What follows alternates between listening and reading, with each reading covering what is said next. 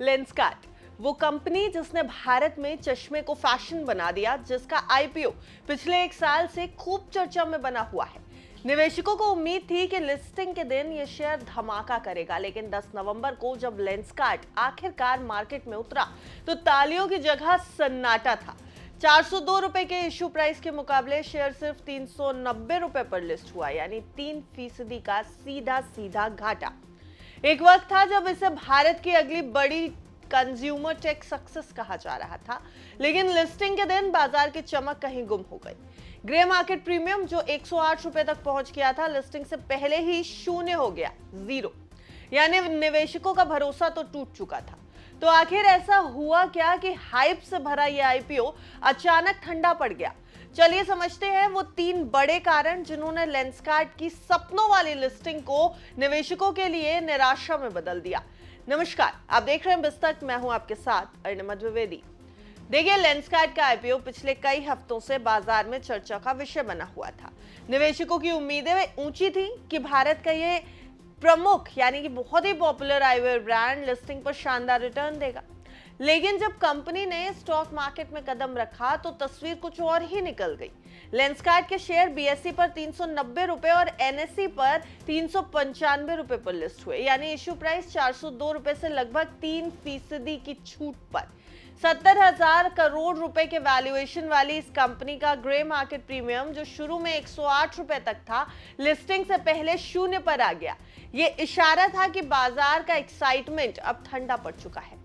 अब सवाल बड़ा ये कि आखिर ऐसा क्या हुआ कि हाइप से भरा ये आईपीओ हिचकिचाहट में बदल गया। देखिए, इसके पीछे एक्सपर्ट्स 3 बड़े कारण सामने ला रहे हैं। पहला कारण है अत्यधिक वैल्यूएशन।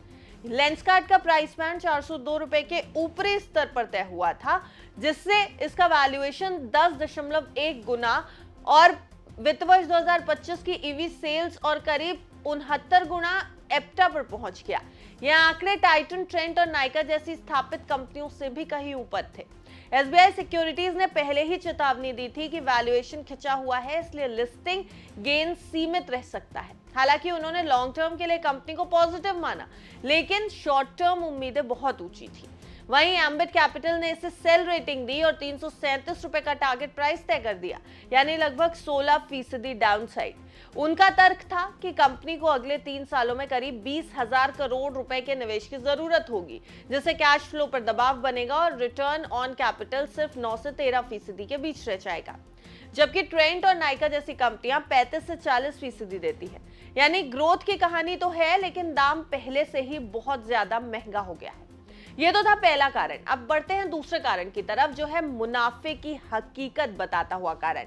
देखिए, लेंसकार्ट ने वित्त वर्ष 2025 में 6,653 करोड़ रुपए की रेवेन्यू पर 297 करोड़ रुपए का मुनाफा दिखाया, लेकिन इसमें से 167 करोड़ रुपए एक बार मिलने वाला गेन था, जो ओन डेज अधिग्रहण से जुड़ा हुआ था। असली ऑपरेटिंग प्रॉफिट करीब 130 करोड़ ही रहा, यानी 1.9% का मामूली मार्जिन। वित्त वर्ष 2026 की पहली तिमाही में कंपनी ने 55.6 करोड़ रुपए का प्रॉफिट मार्जिन दिखाया, जो थोड़ा बेहतर जरूर है, लेकिन इतनी ऊंची वैल्यूएशन वाली कंपनी के लिए यह स्तर अभी भी बहुत कम माना गया। एनालिस्ट का कहना है कि लेंसकार्ट की रेवेन्यू ग्रोथ मजबूत है, पर मुनाफे की स्थिरता अभी दूर है। अब एक बार गेन पर निर्भर रहना निवेशकों को थोड़ा असहज कर रहा था। अब बढ़ते हैं तीसरे कारण की तरफ, और वो है बाजार के इमोशंस, बाजार के सेंटिमेंट्स और थकान। लिस्टिंग का टाइमिंग भी कंपनी के खिलाफ चला गया। हाल के महीनों में निवेशक नए युग की कंपनियों के महंगे आईपीओ से सतर्क हो गए हैं। लेंसकार्ट को 28 गुना ओवर सब्सक्रिप्शन जरूर मिला, लेकिन लिस्टिंग डे तक बाजार का मूड ठंडा पड़ चुका था। उच्च वैल्यूएशन यानी हाई वैल्यूएशन और कमजोर सेंटिमेंट ने मिलकर इस डेब्यू को फीका बना दिया। जैसा कि एक्सपर्ट्स कह रहे हैं, लेंसकार्ट ने शानदार ब्रांड बनाया, लेकिन मार्केट ने उससे चमत्कार की उम्मीद की थी। अब जब आप परफेक्शन की कीमत लगा देते हैं तो छोटी कमी भी निराशा बन जाती है, और यहां भी लेंसकार्ट के साथ यही हुआ।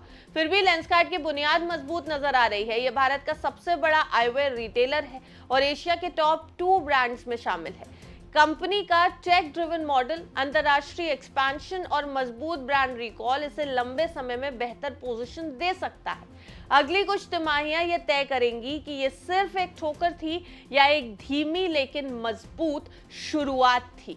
लेंसकार्ट के लिए अभी आगे क्या कुछ स्टॉक बाजार में है, ये सब कुछ आने वाले समय में देखेंगे आप भी और हम भी, और निवेशकों के लिए लेंसकार्ट का दाम अब कैसा बैठता है ये भी आगे चल के समझ में आएगा। लेकिन आपको ये बता दें कि हमने ये पूरी जानकारी आपके सामने आंकड़ों के तौर पर और जो भी रिपोर्ट सामने आ रही है उसके तौर पर महज इस वीडियो को आपकी जानकारी के लिए बनाया है। अगर आपको बाजार में कहीं भी निवेश करना है, अपने फाइनेंशियल एडवाइजर की राय लेना बिल्कुल मत भूलिएगा। देखते रहिए विस्तार।